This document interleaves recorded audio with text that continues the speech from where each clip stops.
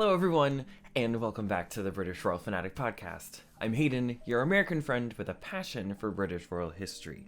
If you enjoy discussing royal media of all kinds, like television, books, film, documentaries, and more, current events, royal fashion, and royal histories past, then you have found your home. Welcome to the show. Be sure to hit the subscribe button and hit that bell notification so that you get up-to-date notifications on when we upload on this channel.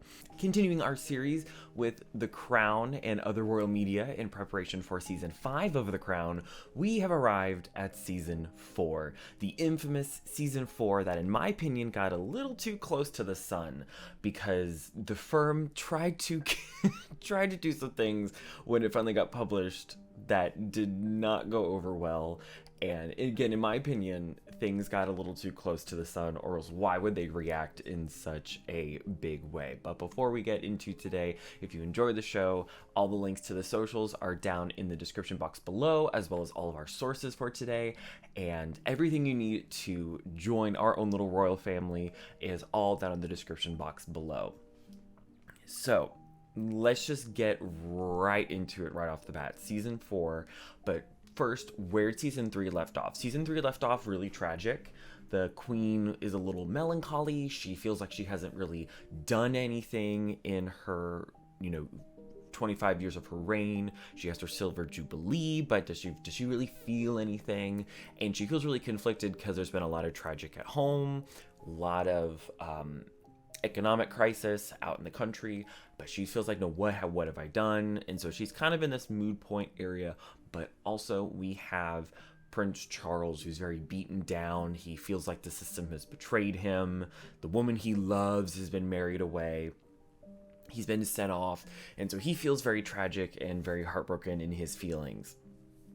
So that's where season 3 left off. It's sort of very tragic, very sad, and it sort of sets the groundwork for season 4. Now, they really didn't announce when the season 4 trailer was going to drop. They just did a little teaser, and then the full trailer dropped about a week later, and this took the world by storm. I distinctly remember this trailer coming out and seeing Emma Corrin as Princess Diana in her wedding dress was truly something that completely left the world agape. It was very much, hey, here's the trailer, hey, here's this, and we got to see some wonderful teasers. But I remember watching that trailer over and over and over again, just trying to see what the season, because why is season 4 so important is we finally get Princess Diana. Now, here on the show, we've kind of talked about how royal media and the press really like to keep rehashing her storyline and rehashing her. They're not really doing anything new with it right now. It's sort of just retelling of the same story. So I was really curious to see how the Crown was going to approach certain topics, and they don't really like to sort of talk about these sort of early years. It's all late 80s or 90s when she has her Stella's Got a Groove Back moment. But seeing these trailers, I was so enamored and curious about what was going to be this season. You could clearly tell they've got a bigger budget. They've got fantastic costumes. Again, this season was fantastic. So what was new about this season? Well, first let's start with the cast. In addition to Emma Corrin playing Princess Diana, we have Angus Imrie as Prince Edward, we have Tom Brine as Prince Andrew, and we have Gillian Anderson as Margaret Thatcher. And our girl Claire Foy comes and makes a one-episode cameo, which is truly, truly wonderful that we get to see Claire Foy back as the young queen, the young ingenue of the queen. Now, settings. There are so many locations this season. They've really expanded the universe of The Crown, both what's being shot on a soundstage and what's being shot on location, and they really tried their best to keep as much of this on location as possible. So, in terms of Buckingham Palace, of course, sound stages are used still for the Queen and Prince Philip's rooms. We still have Lancaster House, but we have Goldsmiths Hall in London. We have Wilton House in Wiltshire. We have the Old Royal Naval College in Greenwich. We have Wadson Manor in Buckinghamshire. We have the University of Greenwich, and we have Rodham Park and Moor Park in Hertfordshire. Balmoral Castle. Exterior was Adverike House in the Scottish Highlands, and the interior was 2 homes. It was either Naworth House in Hertfordshire or Heidsor House in Buckinghamshire. 10 Downing Street was, of course, shot on a soundstage, or other parts of Heidsor House. New York City, Princess Diana goes to New York City this season, which is true to life, which was the north quarter of Manchester was actually completely retrofitted to be New York in the late 80s. And they used John Ryland's Library, they used University of Manchester, and the former Free Trade Hall on Peter Street. Australia, which again, they highlight the Australia tour that Charles and Diana went on. And this is where a lot of was digitally enhanced here, where they would shoot on a soundstage and just digitally expand it, or they'd shoot in one area and just completely recreate it digitally. The Australian tour was where they really, really did a lot of digital. But the interior shots were done at Australia House in London, while the exterior and a lot of the being out in a field or going to Mount Uluru was done in Magdala, Spain, and other outdoor scenes were shot in Almeria, Spain. Mystique was shot in southern Spain. Highgrove House, we see Charles's home, was a Summerley House in Hampshire. Kensington Palace was Harefield Grove in Uxbridge. Rocket Hall in Hertfordshire, and parts of the Somerset Boarding School at Wellington College. Sandringham House was Somerleyton Hall in East Anglia. Clarence House is, of course, our usual High Cannon's house in Hertfordshire. Windsor Castle is, of course, our usual Beaver in Leicestershire. And Burleigh House in Lincolnshire. Gatcombe Park was Rodham Park. And Althorpe House was Ragley Hall in Warwickshire. So as you can see, so much of the Crown Universe is expanded. We have so many different homes, and they really try to avoid shooting on sound stages when possible. They really try to film on location. Now, season 4 covers between 1979 to 1990, but in reality, it's actually the 80s. We don't really spend a lot of time in 1979. We only have about 3/4 of the first episode in 1979, and the very final bit of episode 10. It's the very tail end of the season is when we are in 1990. So most of these 10 episodes are actually spent from 1980 to 1989, which, as we've discussed, is much better for storytelling. Season 3 tried to cover 13 years, and it just got to get too much, spread too thin. So what, of course, were some real events that happened in season 4. Of course, they actually cover a lot, and they actually don't really change too much in season 4.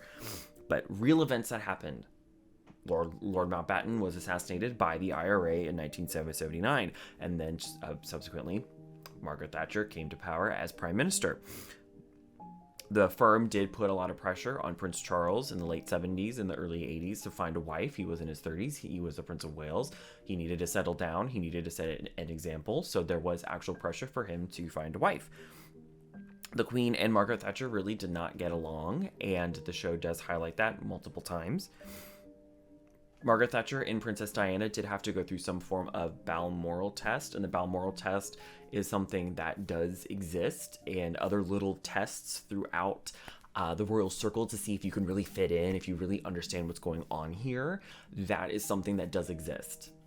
But it's not truly called the Balmoral test. They're just little tests that happen. That is very true. Diana did in fact work for her sister as her cleaning lady, and she was a kindergarten teacher before she officially was engaged to Prince Charles. Prince Charles did date Princess Diana's sister, Lady Sarah Spencer. Now she's Lady Sarah McCorquodale. The royal family did have really intense game nights. We're not sure if what they played was true, like what we see on the show, but they do have really known intense game nights. They love board games. Princess Diana did in fact roller skate through Buckingham Palace while she was engaged and while Charles was away on tour. Princess Diana did continue to take ballet lessons while she was engaged and throughout her tenure of just really ever. She really loved ballet, and she really wanted to be a ballet dancer.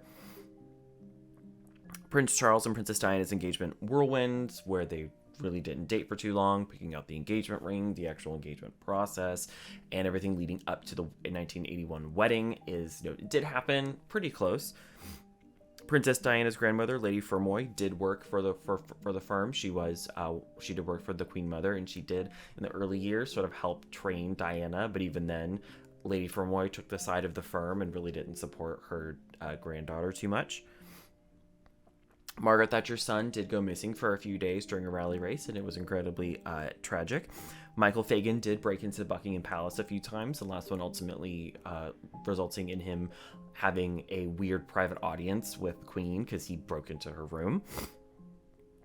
Prince Charles did go on tour shortly after his engagement with Princess Diana, but the show takes one stance where she seems all kind of giddy, but in reality she was crying because she had just found allegedly this bracelet. We'll get to it in a moment. Princess Diana and Camilla did have dinner quite a few times before Charles was away. They actually had quite a few number of meetings before they got married. Princess Diana finding the bracelet that Charles was going to give to Camilla, the Falklands War, Princess Diana performing Billy Joel for Prince Charles's birthday, and the subsequent fighting after. Princess Diana going on a solo tour to New York City, Charles and Diana going on their Australia tour and taking little baby Prince William with them. Princess Margaret having surgery in 1985 to remove part of her lung due to her smoking, and her health issues are starting to build. Diana's eating disorder, and as well as her struggles with her mental health. Princess Diana's affair with James Hewitt, the wedding of Prince Andrew and Sarah Ferguson in 1986. Princess Margaret having a home in Mustique and escaping there because she felt lost within the family. The two members of the Bowes-Lyon family, Nerissa and Catherine, as well as other members of the extended royal family with any sort of mental issues, being put into an institution and declared dead. That is something that did happen. Princess Diana and Prince Charles did go on a ski trip in 1988 that resulted in a huge avalanche that almost killed Prince Charles and did kill their friend Hugh Lindsay. There was the Commonwealth of Nations meeting in the Bahamas. The Queen allegedly speaking her disapproval about Margaret Thatcher, and that getting leaked to the press, and one of her staff members having to take the blame for it. That did happen. Prince Philip and the Queen intervening in Charles and Diana's marriage at times, and of course the volatile relationship that Prince Charles and Diana had. So as you can see, a lot they did get right.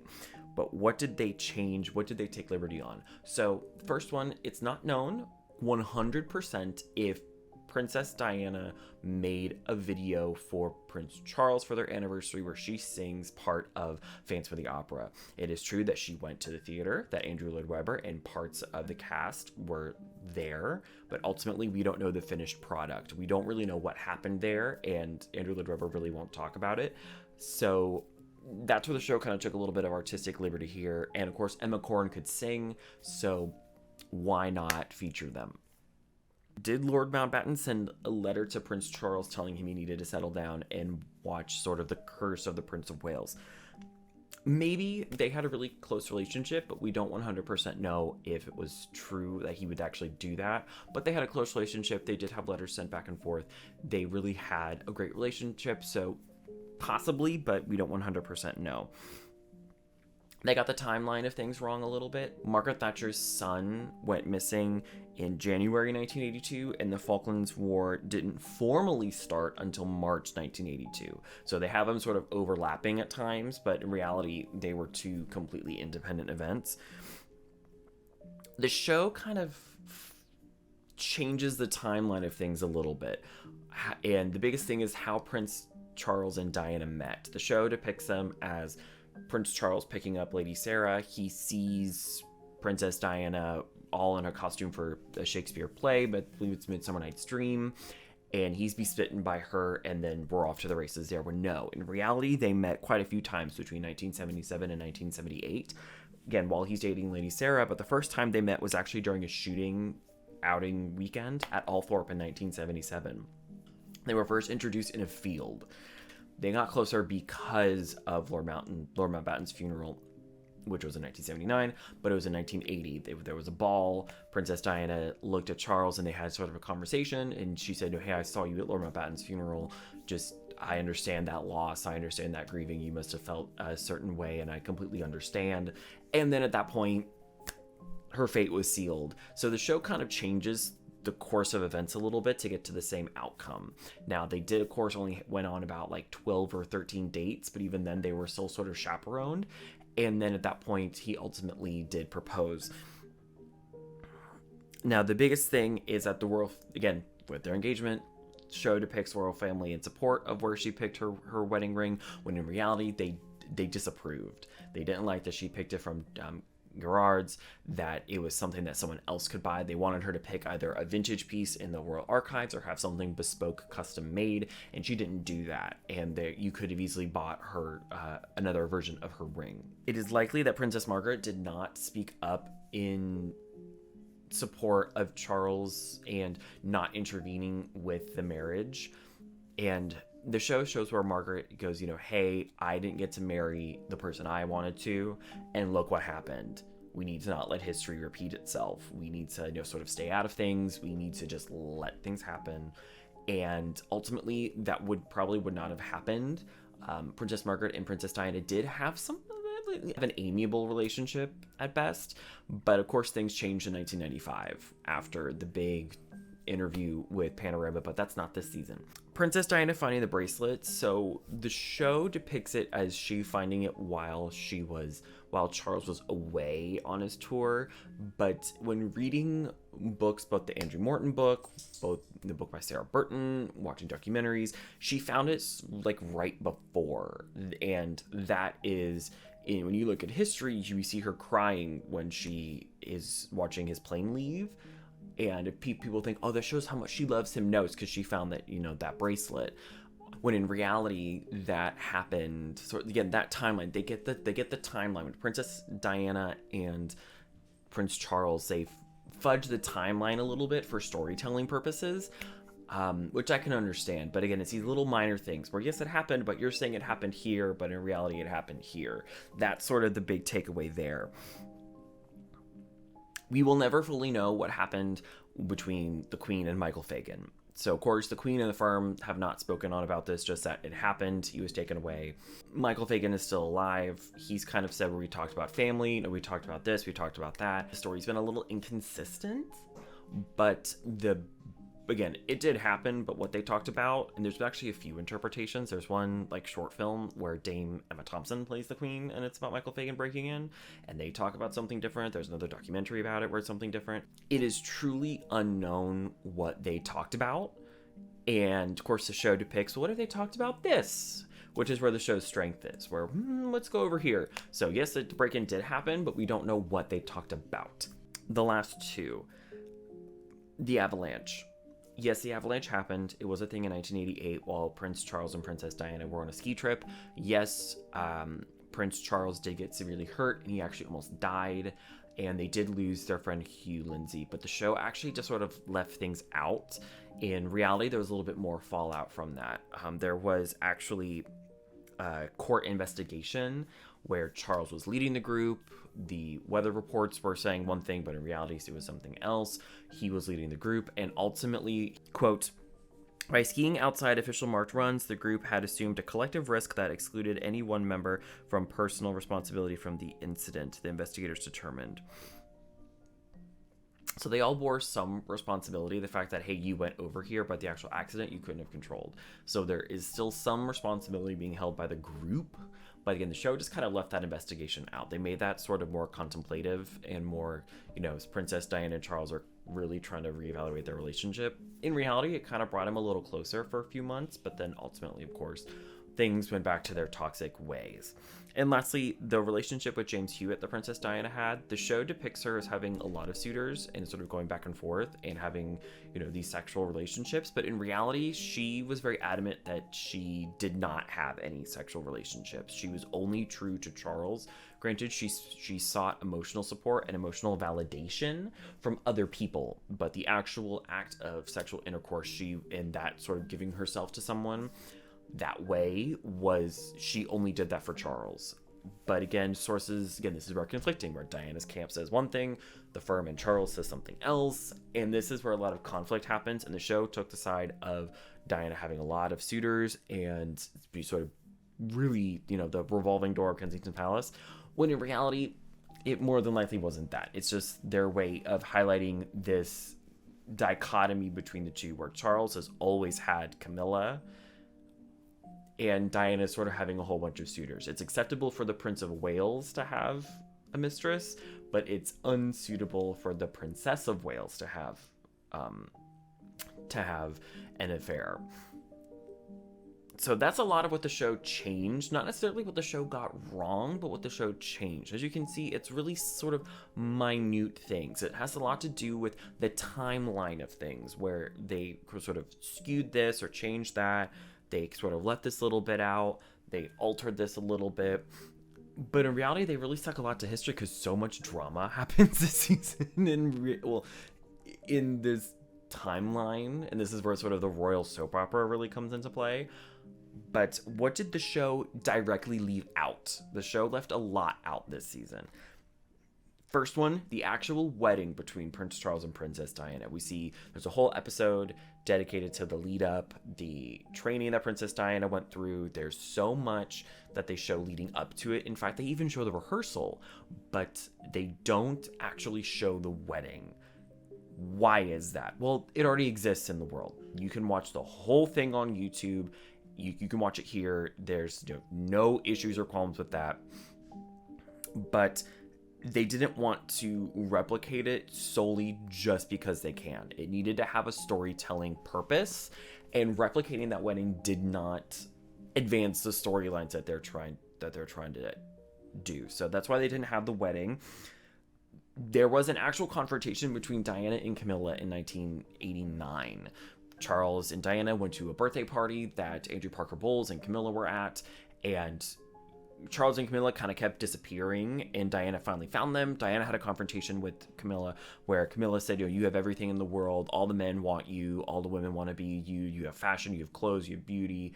And she's like, what else could you want? And Diana says, I want my husband back. And the ultimate quote of, I'm sorry I'm getting in the way, and it must be hell for both of you, but I know what's going on. Don't treat me like an idiot. And that was a confrontation that was left out. Diana's self-harm was actually much more intense than what was depicted on the show. Now, they do depict it. They don't hold back with her bulimia.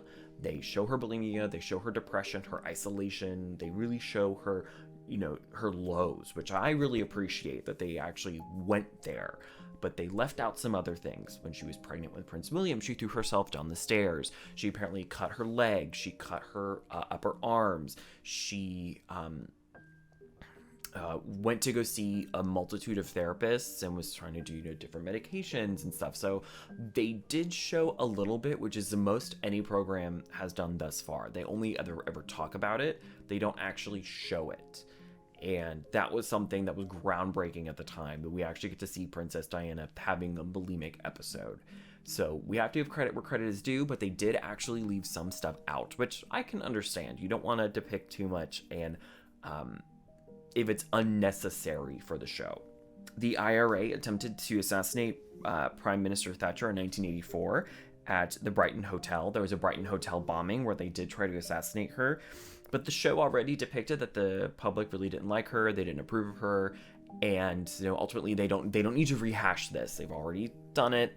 Let's keep the story moving. They don't acknowledge the pregnancy or birth of Prince Harry. He's just here. And a lot, again, more Princess Anne stuff. Princess Anne is now officially relegated to a background character at this point. They don't talk about the birth of Tsar Phillips. They don't talk about they mention some of her marriage issues, but they don't talk about all of them. They don't discuss where she ultimately decided to not give her children titles, to have them be, have a much more normal life. There's also the leak letters between her and Timothy Lawrence in 1989.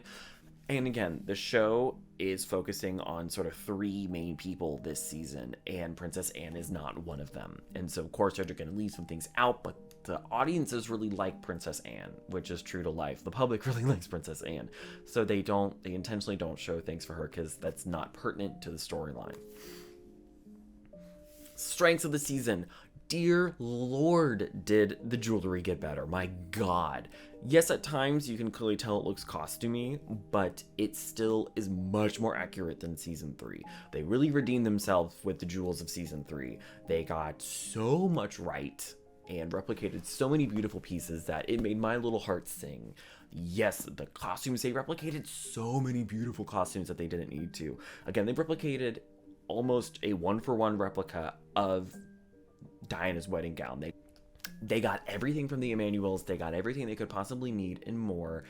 And it's beautiful. They replicated so much that they didn't need to.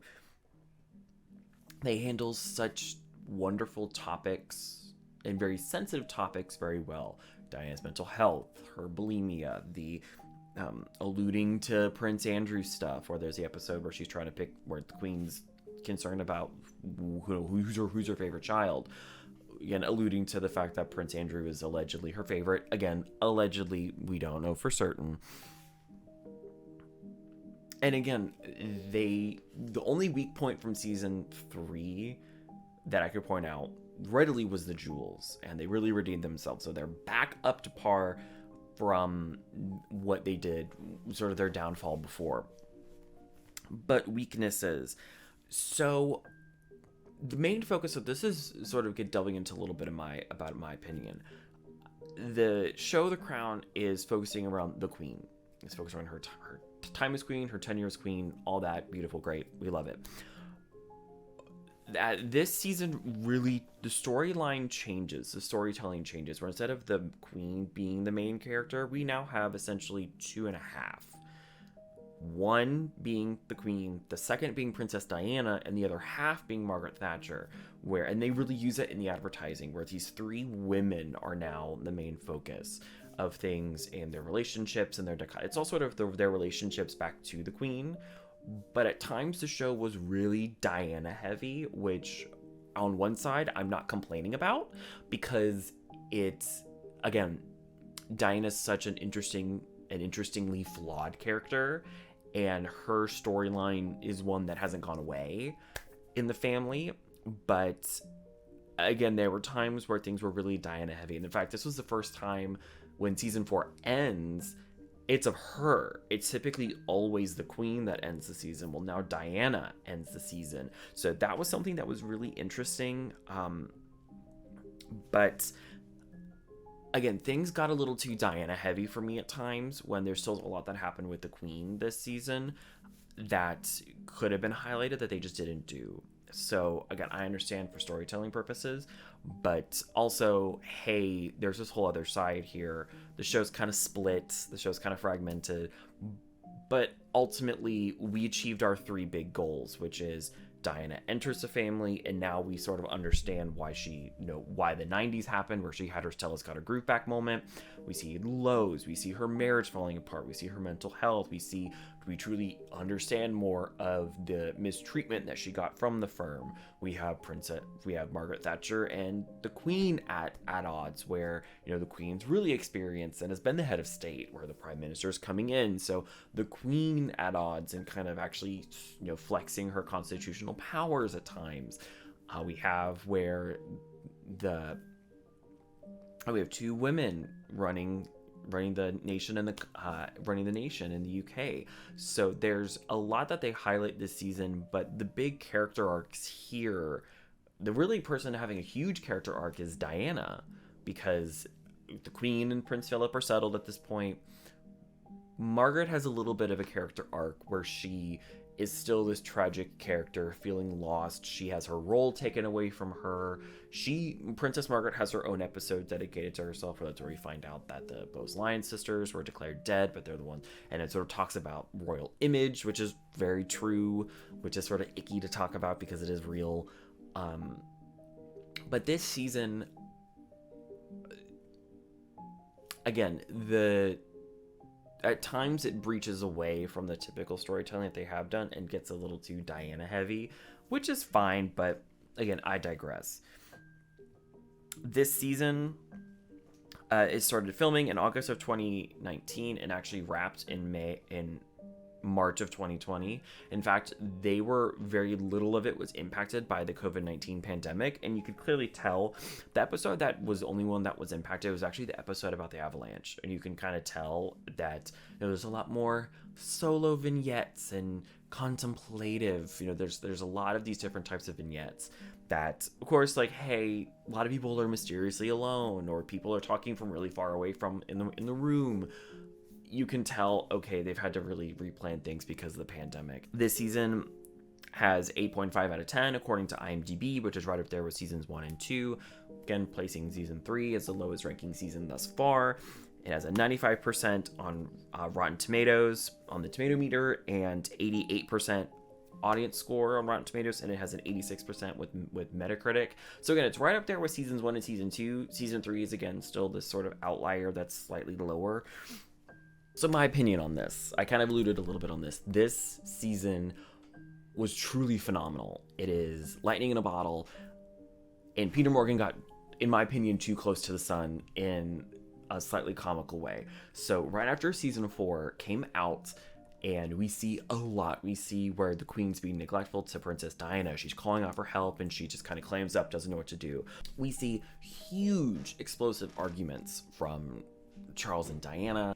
We see again, Beausoleil sisters and the whole conversation, which touches into little Prince John from the turn of the century about, if the royal family is perceived as, tainted or weak, then, what do we look like?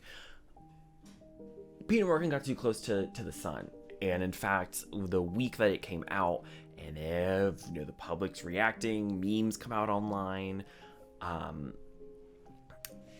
the firm actively tried to get a disclaimer put on this season and the rest of the show. Actually, they tried to push through, and they got a little bit of the House of Lords on board, but ultimately it didn't go through. They tried to put a disclaimer on the show that this show's fake. The show's fake. It is, this isn't real, and the only reason that you would react such a way is if you felt threatened by it. And in my opinion, Peter Morgan got a little too close to the sun. It really completely brought down all of the really good PR Charles and Camilla worked so hard for since 2005 when they finally got married. And, season 3 really helped get people on Charles's side because he was painted as this really tragic character. But ultimately, season 4 brought all of that crashing down. The season's beautiful. They got so many costumes right. They really captured a lot of the 80s fashions and colors.